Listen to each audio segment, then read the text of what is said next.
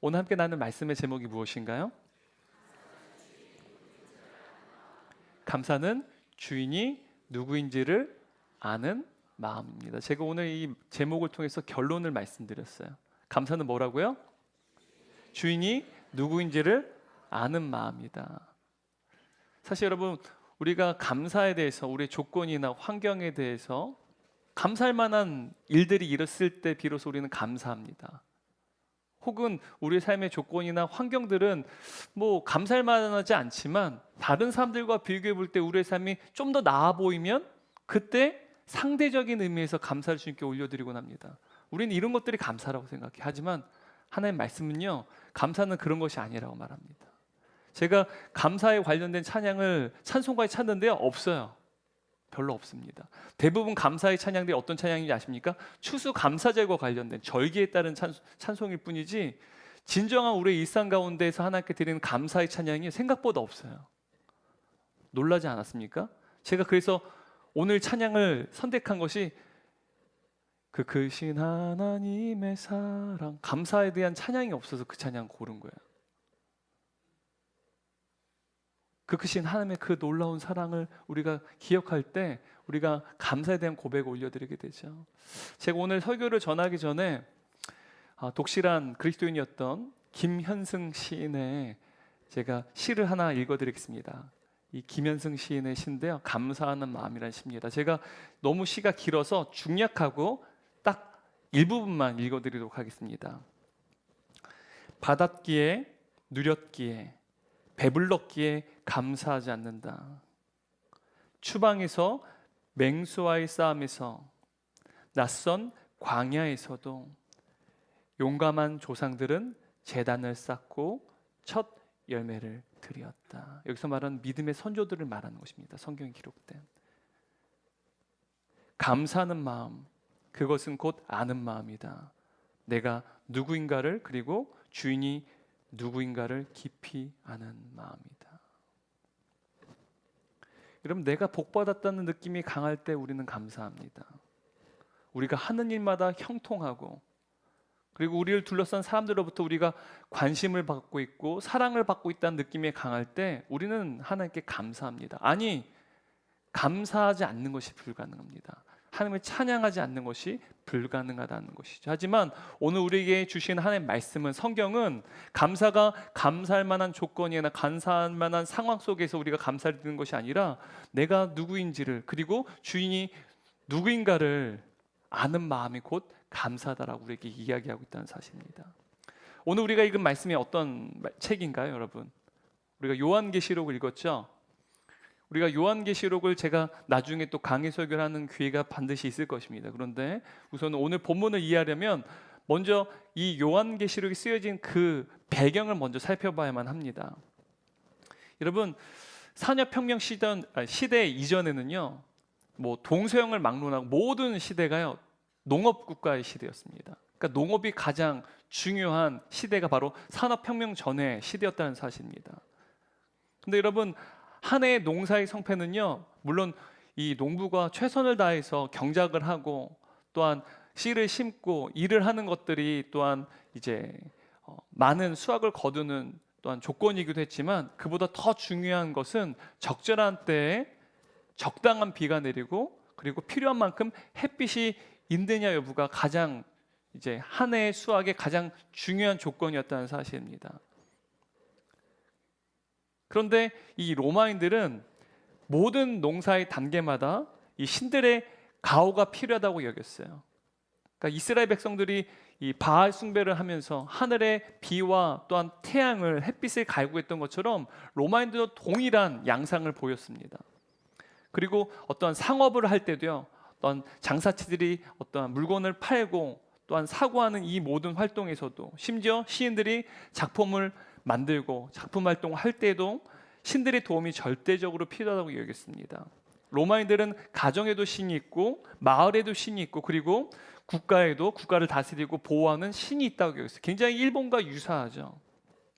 그리고 이 로마인들의 행복감과 불행감은 그들의 신들의 관계가 매우 중요하다고 했습니다. 그들이 행복하기 위해서, 또한 그들의 인생이 불행해지는 것은 그들과 그들의 믿는 신과의 관계에서 이루어진다고 여겼다는 것입니다. 이러한 사고방식에서 일어난 이 로마인들의 독특한 어떤 종교에 대한 개념인데요. 그것이 무엇이냐면 팍스 테오롬이라고 하는 관념입니다. 팍스 테오롬이라는 건 팍스 로마나라는 말 들어보셨죠? 그리고 또 오늘날에는 팍스 아메리카나 해서 이제 로마의 평화라는 뜻인데, 팍스가 평화라는 뜻입니다. 팍스 테오롬이라는 말은 신들의 평화라는 개념이에요. 그러니까 신들을 이 로마인들이 잘 대우하고 잘 어떻게 보면 숭배할 때 비로소 이 로마가 평화를 유지할 수 있다라고 생각했습니다. 그리고 무엇보다 가장 중요한 것은 이 신들의 평화를 유지하는 것이기 때문에 신들의 분노를 사는 것을 가장 두려웠어요. 그러니까 신들의 분노를 사게 되면 어떻게 될까요? 가정도 불행해지고 개인의 삶도 불행해지고 심지어 국가도 불행해지고 평화를 잃게 되는 것.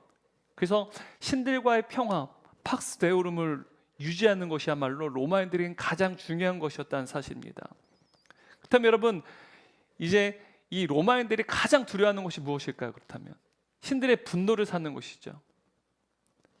신들의 평화를 누려야 되는데 신들의 분노를 사는 것이야말로 로마인들은 가장 두려운 일이었습니다. 그렇다면 여러분, 신들에게 분노를 사는 일은 어떤 일일까요? 우리가 그리스 로마 신화를 보게 되면 이 신들을 향해서 인간들이 그 신들을 잘 예우하지 않을 때, 잘 숭배하지 않을 때 신들의 분노가 일어납니다. 신들을 향해서 칭찬하고 찬양하고 숭배하고 예배를 올려드리는 그 숭배의식을 행하지 않을 때 신들은 인간에 대해서 분노한다는 사실입니다. 그래서 신들의 관계를 잘 유지하기 위해서 로마인들은요, 그들의 신들을 잘 숭배하고 또한 그들에게 잘 제사를 드리곤 했다는 사실입니다. 한 개인의 삶, 한 가문, 그리고 국가에 이르기까지 모든 것이 신들과의 평안한 관계를 유지할 때 비로소 평화를 유지할 수 있다고 믿었습니다. 그러다 그 결과 이 로마인들은요, 특히 이 로마 종교의 특징은 이 국가 종교 체제였다는 사실이에요.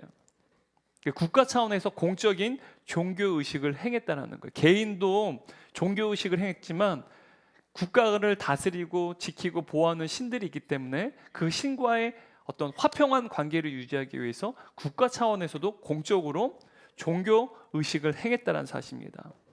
그래서 여러분, 이 종교라는 단어가요, 영어로는 religion입니다. religion. 이 religion이라는 단어는요, 두 개의 단어로 합쳐진 합성어예요. 그래서 re라고 하는 다시라는 의미를 가진 단어와 그리고 legio라고 하는 단어입니다. 이 단어는 이 리기오라는 단어는 이게 라틴어에서 나오는데요. 라틴어 리가레라고 하는 단어에서 나왔습니다. 이 리가레라는 라틴어는요, 매다, 묶다라는 뜻이에요. 그러니까 종교라는 단어는 신과 인간을 묶어주다라는 뜻입니다.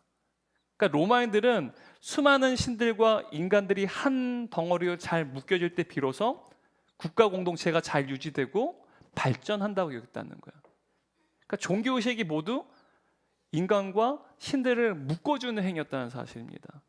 따라서 이 로마의 종교는요, 일종의 공동체 의식이었다는 사실입니다. 특히 이 로마의 종교는 제사 행위가 굉장히 중요했습니다.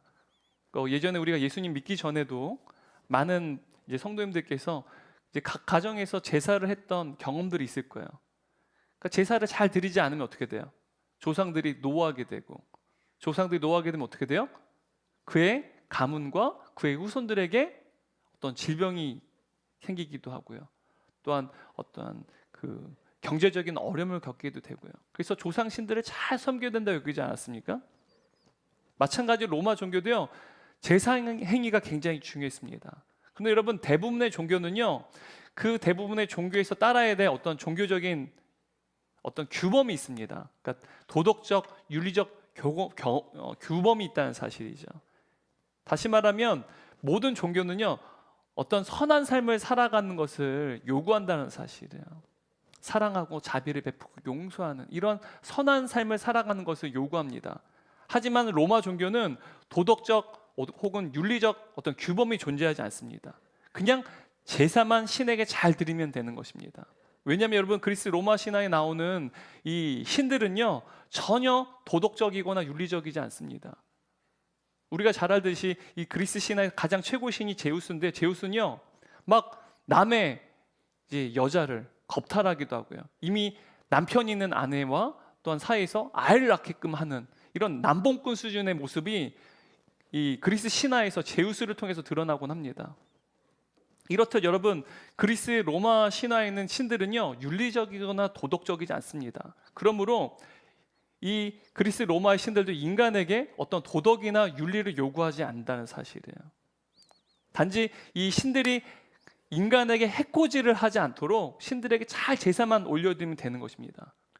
그래서 제사만 잘 드리면 이 신들이 인간에게 그 관계가 화평을 유지하게 되어서 해코지를 하지 않고 불행을 안겨주지 않는다라고 여겼던 것이 바로 로마의 종교 의식이었다는 사실입니다. 그 결과 로마인들의 모든 종교 행위는요 다 개인의 이익을 목적으로 두었습니다. 신이 자신 해코지 하고는 불행을 주지 않고, 그래서 그 모든 것이 무엇이 목적이 있습니까? 나를 해코지 하지 않고 나를 불행하게 만들지 않는 그 모든 것이 사실은 나의 이익과 관련됐다는 사실이에요. 그래서 로마의 종교는요 모든 목적이 무엇에 있을까요? 개인의 이익과 관련되어 있다는 사실이었습니다. 소위 기브 앤 테이크입니다. 여러분 우리의 신앙이 모든 신앙의 모습들이 나의 개인의 이익과 관련되어 있다는 사실을 볼 때요 내가 지금 하나님과의 관계에서도 기브 앤 테이크를 우리가 굉장히 중요하게 여기고 있다라고 여기면요 사실은 굉장히 우상 숭배와 비슷한 신앙생활을 하는 거예요. 내가 주님께 잘 예배드리면, 내가 열심히 기도하면, 내가 주님께 잘 공양하면 주님께서 나에게 복 주실 것이다. 이게 기브 앤 테이크입니다. 그러니까 신과의 거래를 행하는 것이죠. 신들과 평화를 유지하는 것, 그것이 바로 로마 종교에서 그들의 신들을 숭배하는 가장 큰 목적이었다는 사실, 국가의 이익과 개인의 이익과 가문의 이익을 유지하기 위해서 기브 앤 테이크라는 사실이죠. 마찬가지로 여러분 우리는요 우리가 감사할 이유나 감사할 만한 조건이 있을 때 우리는 감사하다고 여겨요. 앞에서 말씀드린 것처럼 우리에게 감사할 만한 조건이 없더라도 상대방, 다른 사람들 봤을 때 그들의 삶보다 내가 조금 더 나으면 하나님 감사합니다. 말로는 말하지 못하죠. 저 사람보다 내가 조금 더 나은 삶을 살고 있기 때문에 하나님 감사합니다라는 말은 못하지만 그럼 내가 너무 소물이 되잖아요. 하지만 이렇게 힘든 인생도 있는데 그나마 이러한 삶을 살 수 있게 하심에 감사드립니다. 또 한편으로는 우리는 우리 하나님께 또 기도를 드려요. 그리고 기도의 그 응답에 대해서 하나님께 또 응답해 주실 때 비로소 우리는 감사하곤 합니다. 그것이 우리의 간증 아닙니까? 내가 기도했더니 하나님께 성공을 주셨고 내가 기도했더니 하나님께 나의 질병을 고쳐주셨다. 하나님께서 우리의 기도를 응답해 주실 때 비로소 우리는 감사할 수 있노라고 믿습니다. 그렇지 않으면 우리는 하나님께 원망하고 불평한다는 사실이죠.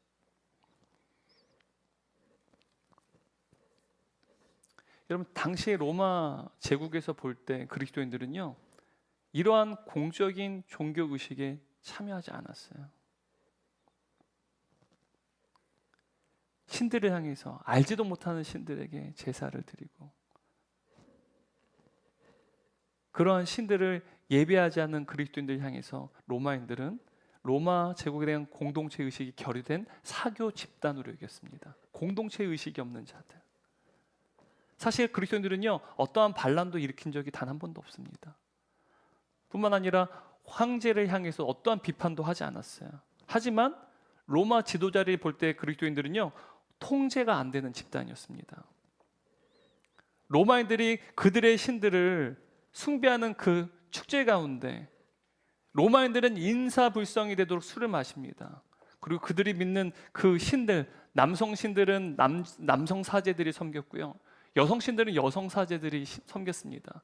그리고 인사불성이 된 그들이요, 그들이 믿는 신들의 사제들과 공적으로 허락된 성관계를 맺습니다. 그것이 종교 의식이었어요. 그런데 그러한 자리에 그리스도인 단 한 명도 참여하지 않았다는 사실이에요. 이 모든 행위들을 음란과 우상 숭배로 여겼던 그리스도인들은요, 로마인들에게 있어서 과격한 무신론자들이라는 호칭을 받았고요. 뿐만 아니라 잠재적인 국가전복 세력들이라고 여겼습니다. 근데 오늘 이 요한계시록을 기록한 이 시기가요, 주 약 한 80년경입니다. 그 당시에는 로마 제국의 도미티아누스 황제가 이 로마 제국을 다스렸습니다. 이 도미티아누스 황제는요, 굉장히 그리스도인들이 혐오하고 증오하고 박해를 했던 장본입니다. 여러분, 대부분의 황제들은요, 황제를 숭배하는 어떠한 종교의식을 강요하곤 했습니다. 그런데 이러한 행위들은 대부분 그 황제가 죽고 난 다음에 요구했어요. 황제가 죽고 난 다음에 그 황제는 신이 되는 거예요. 그래서 그 황제 숭배를 하도록 강요했습니다. 그런데 이 도미티아누스 황제는요, 좀 다른 황제들과 달리 그가 살아있을 때부터 신으로서 숭배받기를 원했다는 사실입니다. 그래서 이 도미티아누스 황제는요, 자기 자신을 도미누스 에트 데우스라고 불리기로 명령을 내렸습니다. 도미누스 에트 데우스. 이 도미누스라는 이 단어는요, 노예가 주인을 부를 때 주인님이란 뜻입니다. 로드, 주인님, 도미누스. 그 데우스라고 하는 이 단어는요, 신 혹은 하나님이란 뜻입니다. 그러니까 도미누스라는 이 단어, 사실은 굉장히 귀족들이거나 자유인에게 있어서는요, 노예가 주인을 부를 때 쓰는 호칭입니다. 그래서 굉장히 불쾌하고 수치스러운 어떤 호칭이었습니다.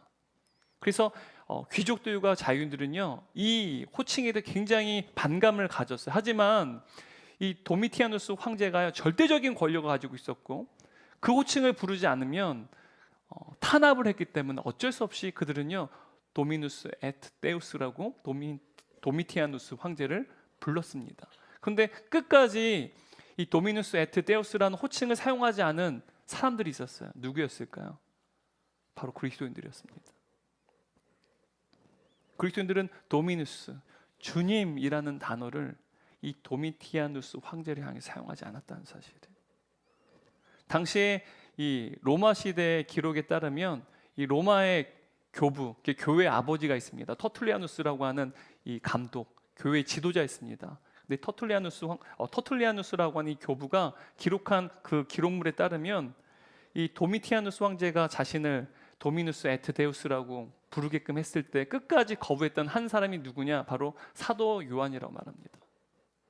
그를 주라고 부르는 그 호칭에 대해서 끝까지 거부하고 그 명령에 불복종했던 사람이 바로 사도 요한이라는 거예요. 그 결과 어떻게 했습니까? 그를 끓는 가마솥에 집어 넣었어요. 근데 죽질 않습니다. 그래서 그를 이 반모섬이라고 하는 곳에 귀양을 보냅니다. 스스로를 살아있는 신으로 불리기를 강요하는 그 황제 때문에 수많은 그리스도인을 박해를 당했습니다. 그리고 고문을 당했고, 심지어 순교를 당하는 처참한 그리고 참혹한 상황 속에서 사도 요한은 오늘 이 환상을 보게 되었다는 사실이에요. 하나님께서 그에게 이러한 환상을 계시로 그에게 보여주셨다는 사실입니다. 그리고 그 계시를 기록한 책이 바로 요한 계시록이라는 사실이에요. 오늘 우리가 읽은 말씀 사도 요한이 쓴 요한계시록 11장 말씀이었어요. 그죠? 근데 그 앞장 계시록 8장 말씀 보게 되면 사도 요한이 환상 가운데 천사들을 목격합니다. 그리고 각 천사들이 나팔을 불 때마다 이 땅에 재앙이 내렸어요. 마지막 때를 향한 하나님의 환상이죠. 주님이 다시 오신 그때 어떠한 일이 일어날지에 대해서 바로 환상을 통해서 사도 요한에 하나님께서 보여주셨다는 사실이에요. 첫 번째 천사가 나팔을 불 때 피가 섞인 우박과 불이 내려서 이 땅의 수목들의 3분의 1이 다 불태워져 버립니다. 그 두 번째 천사가 나팔을 불 때 산들에 불이 붙어서 바다에 던져지고 바다의 3분의 1이 피로 변합니다. 아마도 이제 용암 활동, 이제 화산 활동이 일어나는 것 같아요. 막 불이 붙고, 그래서 또한 그 불이 바다에 던져지고, 그래서 바다의 3분의 1이 피로 물들게 됩니다. 세 번째 천사가 나팔을 불 때 큰 별들이 하늘에서 떨어집니다. 그리고 물의 3분의 1이 쓴물이 됩니다. 사람들이 마실 물이 없어서 괴로워합니다. 그리고 네 번째 천사가 나팔을 불 때 세상의 3분의 1이 어두움으로 변하게 됩니다. 세상이 어두움으로 변한다 생각, 빛을 잃어버리는 생각해 보세요. 우리가 무슨 SF 영화를 보게 되면 핵전쟁이 일어나가지고 그래서 더 이상 하늘의 대기가 사라져서 햇빛이 보이지 않는 굉장히 디스토피아 영화들을 우리가 종종 보지 않습니까? 마찬가지로 이 땅에 낮이 없는 거예요. 어두움으로 임하게 되는 어마어마한 재앙이 이 땅에 내리게 되는 것이죠. 그리고 다섯 번째 천사가 나팔을 불 때 황충들이 땅에서 나옵니다. 무정에게서 나온다고 그래요. 그러니까 땅에서 황충들이 나와서 땅의 모든 푸른 식물들을 다 개걸스럽게 먹어버립니다. 더 이상 사람이 먹을 수 있는 식량이 없도록 다 먹어치워버린다는 것이죠. 그리고 여섯 번째 천사가 나팔을 불 때 수많은 천군 천사들이 이 땅에 3분의 1 사람들을요 사륙합니다. 예수를 믿지 않는 죄인들이겠죠. 3분의 1이요 마치 우리가 홀로코스트 때 많은 유대인들이 대량 학살을 당한 그 처참한 현실처럼은요 마지막 때 여섯 번째 나팔을 불 때요 하늘의 천군 천사들이 이 땅에 수많은 사람들 3분의 1을요 대량 학살한다는 거예요. 이 모든 재앙들이 끝나고 마지막 일곱 번째 천사가 나팔을 붑니다. 그리고 그 나팔이요 온 인류 가운데 울려 퍼집니다. 빠바바바 빠바바바. 그리고 이 일곱 번째 천사가 나팔을 불 때 그 나팔 소리는요 승리를 의미합니다. 어떤 승리일까요? 오늘 우리가 읽은 말씀 15절 말씀입니다. 현대인 성경을 함께 읽겠습니다. 일곱째 천사가 나팔을 불자 하늘에서 큰 음성으로 이렇게 말했습니다. 세상 나라가 우리 하나님과 그리스도의 나라가 되어 하나님이 길이길이 다스릴 것입니다. 그리스도께서 왕노릇 하실 것이다 라는 말로 우리가 읽은 성경 기록되어 있는데 현대인 성경 보게 되면 하나님이 길이길이 다스릴 것이다. 하나님께서 어떻게 하신다고? 영원히 다스리신다라고 말하는 거예요. 하나님께서 다스리신다. 하나님의 통치와 다스림이 그날에 반드시 일어날 것이다 라는 사실을 사도 요한이 환상을 통해서 지금 보고 있다는 사실을. 근데 여러분 현재의 현실은 어때요? 지금 사도 요한은요 도미티아누스 황제 때문에 지금 반모섬에 귀양을 온 상황입니다. 아마 끓는 가마솥에 던져졌었기 때문에 온몸에 화상을 입었을 거예요. 온몸의 피부가 다 문드러졌었을 것입니다. 얼마나 큰 고통이 있었겠어요. 육체의 질병으로 인한 고통이 얼마나 컸겠습니까?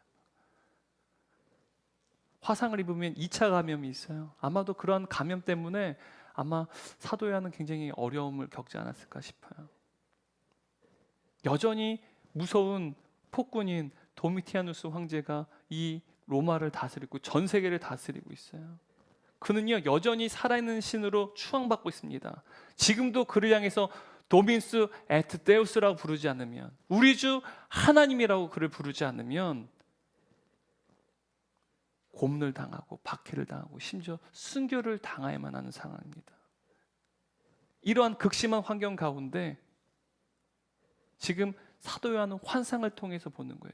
예수 그리스도께서 이 땅에 다시 오는 그때 하나님께서 반드시 다스리신다.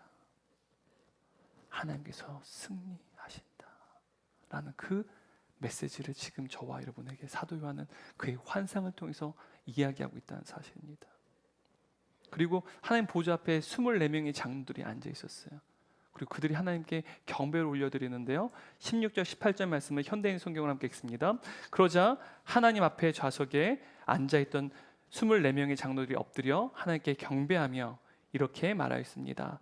지금도 계시고 전에도 계신 전능하신 주 하나님께 감사를 드립니다. 주님은 큰 능력을 가지고 다스리는 왕이십니다. 이방 나라들이 분노하자 주님의 노여우심이 내렸습니다. 이제 죽은 사람들이 심판하시고 주님의 종 예언자들과 성도들과 주님의 이름을 두려워하는 모든 사람들에게 상을 주시고 세상을 망하게 하는 사람들을 멸망시킬 때가 왔습니다. 제가 자막을 드리지 않아서 하지만 여러분이 가진 성경 보셨죠? 비교해서 들으시면 될 것 같아요. 여기서 성경학자들은 이 24명의 장로들에 대해서 이스라엘의 12지파를 상징하기도 하고 예수님의 12명의 제자들을 상징하기도 한다고 말합니다. 또 어떤 성경학자들은 모든 하나님의 백성들을 상징한다고 말해요. 24명의 장로들, 아니 모든 하나님의 백성들이요, 지금 하나님께 경배를 올려드리고 있어요.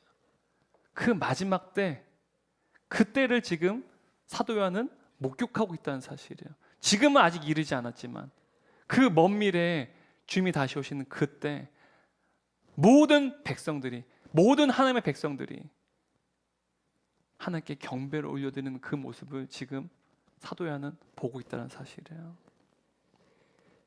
여러분, 오늘날 과학과 문명이 얼마나 발달됐습니까? 눈에 보이지 않는 것을 사람들은 믿지 않습니다. 눈에 보이지 않는 하나님을 믿는다는 사실에 대해서요, 사람들은 너무도 비상식적, 비합리적 여겨요.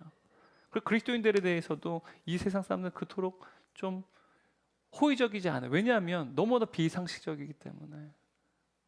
믿음이라는 것으로 보이지 않는 하나님을 믿는다는 것, 그분을 위해서 나의 인생을 드리고 나의 재물도 드린다는 것이요, 세상 사람들 눈에는 너무도 이해가 되지 않는 어리석은 모습이라는 사실이에요. 하지만 그들과 관계없이 주님이 다시 오시는 그날에 이르게 되면 가장 어리석은 자들이 바로 이 시대의 가장 지혜로운 자들이 될 거예요. 그들이요, 이 세상에 누구나 관계없이, 누구나 예외 없이 하나님이 이 땅을 영영히 다스리시는 왕이라는 사실을 모두가 목격하게 된다는 사실이에요. 사도 요한은 바로 그것을 보고 있는 거예요. 여전히 도미티아누스 황제가 이 땅을 다스리고 있지만, 여전히 수많은 그리스도인들이 그 왕으로 인해서, 그 황제로 인해서 고난을 당하고 있지만, 주님이 다시 오신 그날이 될 때 우리 주님께서 왕노로 타시는 그것을 지금 사도 요한은 눈으로 목격하고 있다는 사실이에요. 그런데 성경을 보게 되면 그 날에 하나님께 감사드리고 찬양을 드리는 그 당사자는 누굽니까? 사도 요한입니까? 아니면 24장로들입니까? 네? 24장로들이에요. 하나님의 백성들이에요. 사도 요한이 아니라 24장로들이 하나님을 찬양하고 예배하고 있다는 사실이에요. 그리고 사도 요한은요, 단지 그 환상을 보고 있을 뿐이라는 사실입니다. 근데 여러분, 과연 사도 요한이 이 환상을 보게 될 때 그는 어떤 심정이었을까요? 여러분 한번 사도 요한이 한번 되어보세요. 여러분에게 하나님께서 놀라운 마지막 그때, 주님이 다시 오는 그때 여러분에게 그 환상을 보여주신다라고 한번 가정해 보세요. 상상해 보세요. 모든 사람들이 주님 앞에 찬양하고 예배드리는 그 모습, 그 영광스러운 모습이. 근데 나는 지금 환상을 보고 있을 뿐이에요. 나의 인생은요, 여전히 어려워요. 여전히 질병의 고통 가운데 고통을 당하고 있고요. 여전히 경제적인 어려움 때문에 고통을 당하고 있어요. 여전히 관계에 대한 어려움 때문에 사람들을 만나는 게 두렵습니다. 내 삶의 가장 큰 인생의 문제를 여기는 그 문제들이요, 해결되지 않았어요. 그런데 여러분, 사도 요한과 마찬가지로 하나님께서 이 환상을 여러분에게 보여주신다 한번 생각해 보십시오. 여러분의 심정이 어떻겠습니까? 옛적에도 계셨고 지금도 계셔서 이 세상을 다스리는 그 하나님, 온 세상 만물의 주인 되신 그 하나님이 살아계신다면 도대체 세상이 왜 이렇습니까?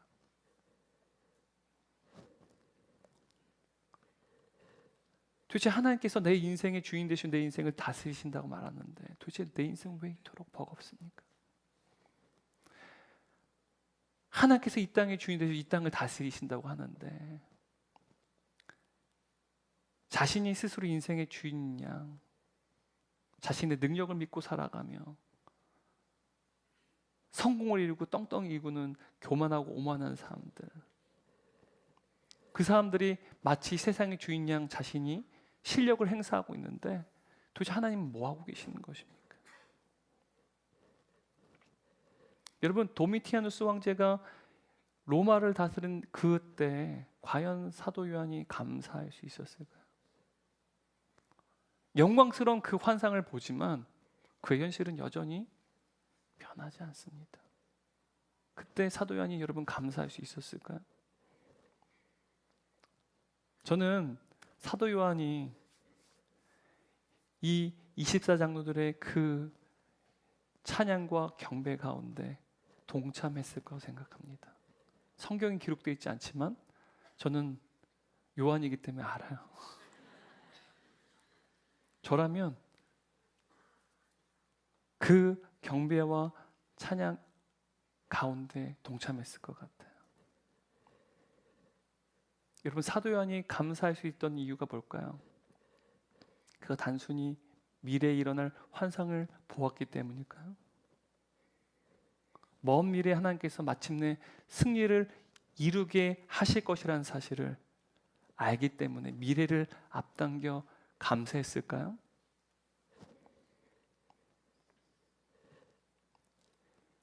사도 요한은 옛적에도 계셨고 지금도 계셔서 다스리시는 그 하나님, 그 하나님께서 자신의 백성들을 다스리고 계시고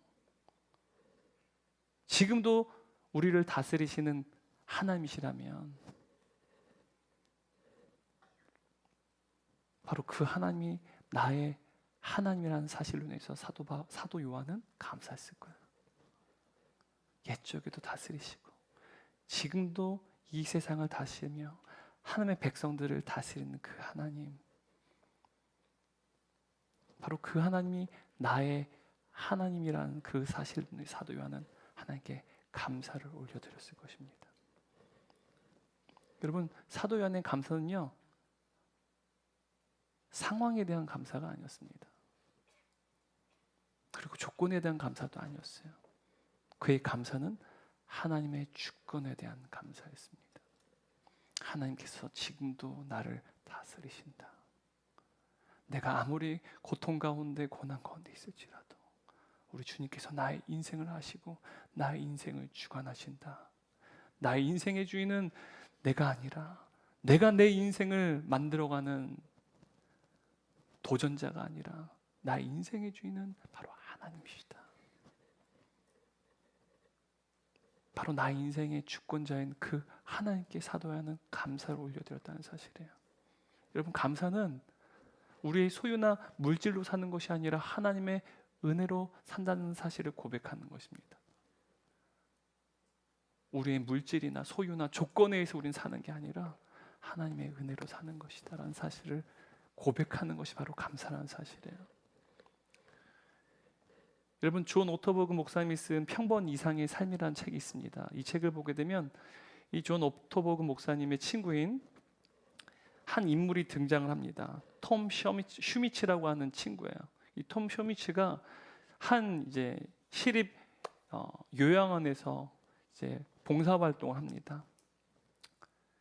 이 요양원은요, 굉장히 어둡고 쾌쾌하고 좀 사람들이 쉽게 다가가기 어려운 그러한 장소였다고 말을 해요. 그리고 이 톰 셔미츠가 이제 섬겨야 될 그 대상이 89세의 메이블이라는 할머니였어요.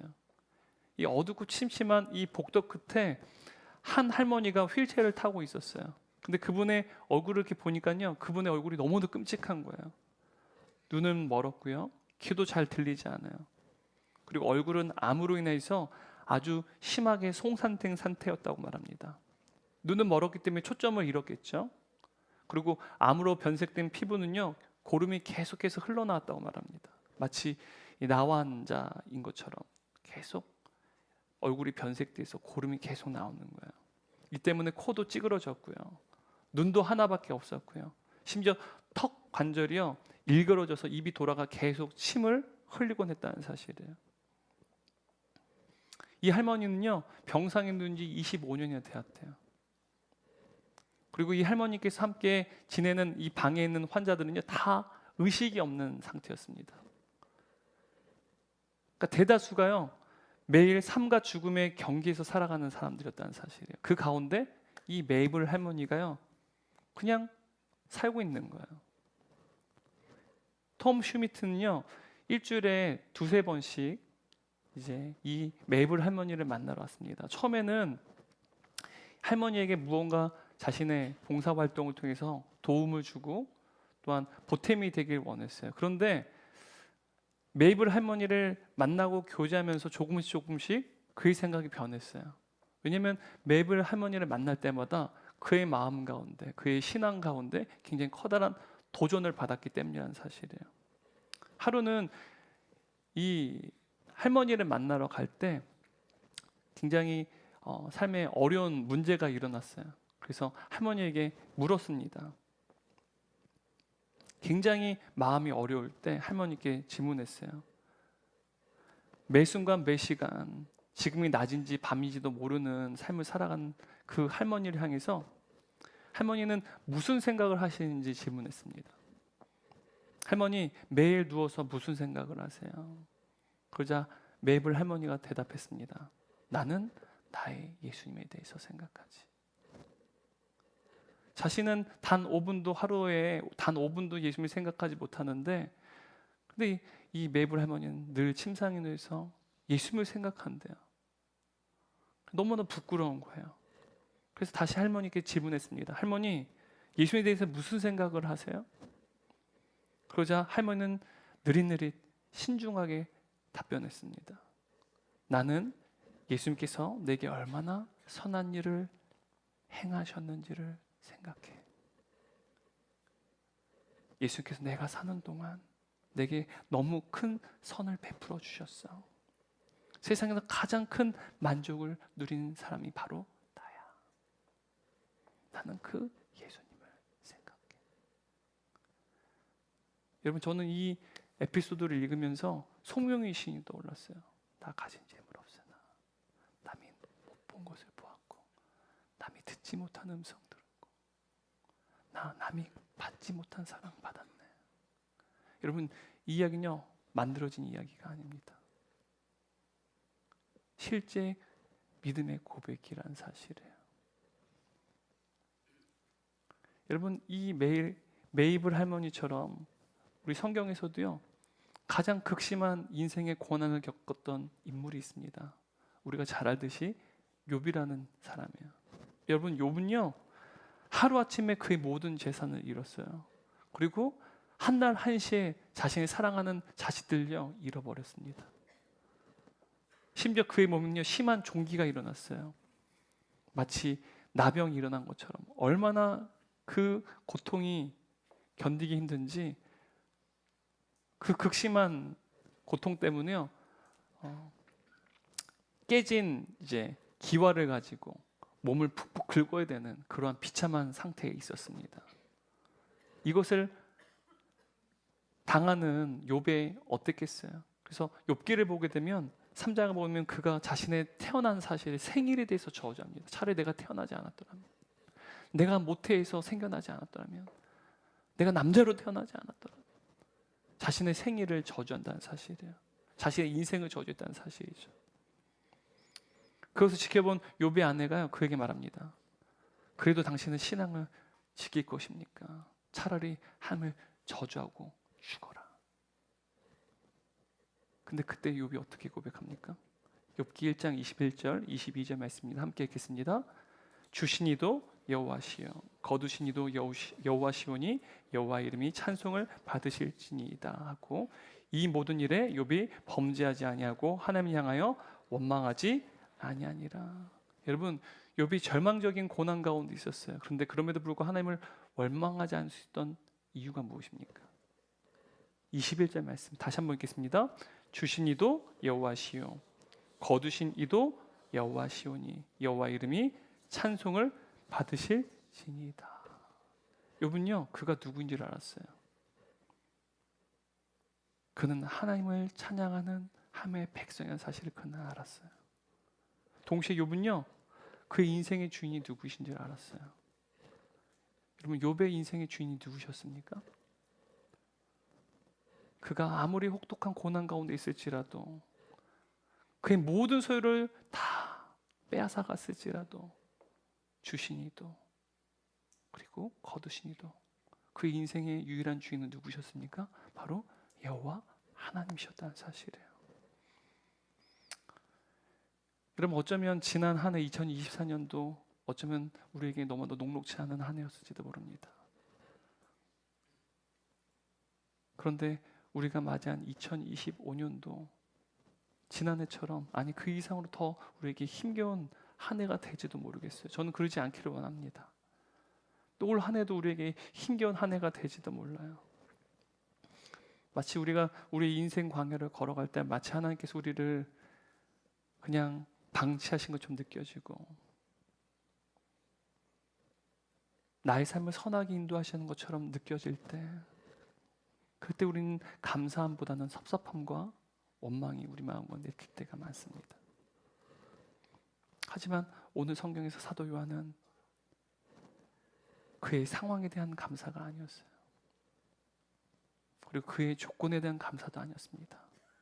사도 요한의 감사는 하나님의 주권에 대한 감사였다는 사실이에요. 비록 나는 날마다 고통을 당하고 여전히 나의 삶은 녹록지 않을지 모르지만 매 순간 나를 비참하게 만들지 모르지만 주님께서는 나의 하나님이십니다. 선하신 주님께서 나의 인생을 주관하시고 다스리시기에 깊이고 나의 인생이 주의 나라로 바뀌어질 줄 믿습니다. 그러므로 나는 하나님께 감사합니다. 여러분, 이 고백이 사도 요한의 감사의 고백이었다는 사실이에요. 마찬가지로 여러분, 우리의 감사가 우리의 상황에 대한 감사, 우리의 조건에 대한 감사, 혹은 다른 이들보다 조금 더 나은 인생을 살고 있기에 감사드리는 것이 아니라 하나님의 주권에 대한 감사가 되기를 주님의 이름으로 축원합니다. 우리 주님께 나를 다스리신다. 나와 함께 하신다. 우리 주님의 선하신 주님이시기 때문에 나를 반드시 선하게 인도하실 것이다. 그리고 깊이 있고 나를 주의 나라의 상속자로 나를 영원히 주께서 하신 그 나라의 주인으로 삼아 주실 것이다. 결론입니다. 여러분, 감사는 내가 누구인지 그리고 주인이 누구인지를 아는 마음입니다. 여러분, 우리의 인생의 주인 누구십니까? 여러분, 우리의 인생의 주인 누구십니까? 여러분, 사도 요한이요, 그의 인생의 주인에 대해서 이렇게 고백합니다. 예수님께서 그에게 이렇게 말씀하시는데요, 요한복음 15장 13절 14절 말씀 세 번역 성경 함께 읽겠습니다. 사람이 자기 친구를 위하여 자기 목숨을 내놓는 것보다 더 큰 사랑은 없다. 내가 너에게 명한 것을 너희가 행하면 너희는 나의 친구이다. 자신의 친구의 생명을 바치는 것보다 더 큰 사랑은 없대요. 근데 누가 우리의 친구가 되어 주셨습니까? 온 우주 만물을 창조하신 그 하나님께서요, 친히 우리의 친구가 되어 주셨어요. 친구인 우리를 위해서 죽으심으로 말미암아 가장 큰 사랑을 누가 보여주셨습니까? 예수님께서 우리를 위해서 보여주셨다는 사실이에요. 여러분, 우리 인생에 행복한 조건을 갖췄기에 감사한 것 아닙니다. 그리고 우리의 인생이 불행한 조건도 가득 채워졌기 때문에 우리가 감사할 수 있는 것도 아닙니다. 감사는 우리의 인생이 누구인지를 아는 마음으로부터 비롯됩니다. 우리가 인생의 터널을 지나가고 있고 그 고난이 끝없이 지속될 것 같은 두려움이 우리 가운데 있을지라도 우리를 다스린 이께서 바로 우리를 위해 자신의 생명을 내오신 예수 그리스도라는 사실을 우리가 안다면, 그분이 우리의 인생의 주인이시라면, 그리고 우리를 지금도 다스리는 이께서 예수님께서 저와 여러분을 위하여 생명을 내오시는 우리의 친구가 되시는 우리의 구주가 되신다는 사실 우리가 믿는다면 우리에게 영원한 생명을 내주신 그 큰 사랑 때문에 우리는 안전합니다. 반드시 우리를 선하게 인도하실 것입니다. 우리 주님이 우리를 반드시 지키실 줄 믿습니다. 날마다 예수 그리스도 나의 구주로 고백하시는 우리의 성령님으로 말미암아 우리의 인생의 진정한 주인이 누구인지 알므로 인생의 수많은 고난 속에서도 감사의 능력을 소유한 저와 여러분 되시기를 주님의 이름으로 축원합니다. 우리 다 함께 일어나셔서 오늘 말씀을 기억하면서 이 찬양 우리 주님께 올려드리겠습니다. 우리 가슴에 손을 얹고 우리가 함께 주님께 감사드렸으면 좋겠습니다. 주님, 주께서 우리의 인생을 지금도 주관하신 줄 믿습니다.